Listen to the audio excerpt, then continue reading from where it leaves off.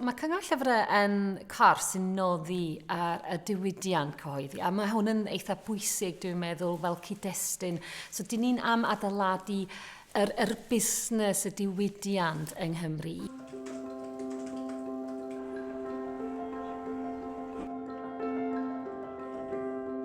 Dyn ni'n delio gyda'r gweis sy'n gwneud ceisiadau i ni. Dyn ni hefyd yn cefnogi siopau llyfrau. Cylchgronau dyn ni'n noddi, am hyd yn oed platfformiau sy'n dim ond yn digidol. Pan ddoes i fewn i'r byd cyhoeddi ddechrau, oedd yna lawer iawn o lafur cariad. Pobl yn sgwennu llyfrau mwyn yr iaith, math o beth. Oedd rhaid mynd o gam ymhellach, ac wedyn oedd rhaid cael modd i gomisiynu, ac mi lwyddodd y Cyngor Llyfrau i ennill clus y gwleidyddion yn Senedd Cymru, a chyn hynny yn y Swyddfa Gymreig, fel bod yna arian ar gael i gomisiynu'r doniau creadigol yma. Felly dyma yna ddolen newydd felly rhwng y byd cyhoeddi drwy'r Cyngor Llyfrau efo'r creadigrwydd yng Nghymru o ran sgwennu ac o ran diwyg.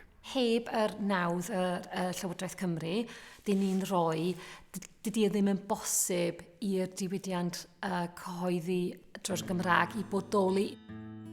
Mae rhaid i chi cael yr bobl sy'n prawf allan, sy'n darlunio, sy'n arlunio. Mae rhaid i chi cael y golygyddion. Meddylwch chi sut mae cloriau llyfrau yng Nghymru wedi gwella? Maen nhw'n edrych yn lyfrau rili pert ac dyniadol.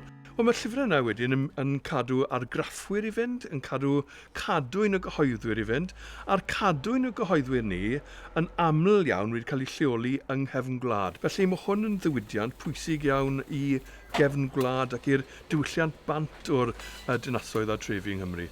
Mae siopa annibennol yng Nghymru yn cynnig yr holl ffenest siop am bob math o llyfrau, ac wrth gwrs maen nhw'n nabod eu cwsmeriad nhw hefyd. Creu cymuned yw really, yn hytrach na jyst rhywun yn dod mewn i brynu rhywbeth ac yn gadael eto. Purpose ni yw'r i cael bobl i ddallen, i mwynhau, ac gobeithio byddwn ni'n gallu gwneud yn siŵr bod hwn yn digwydd yng Nghymru.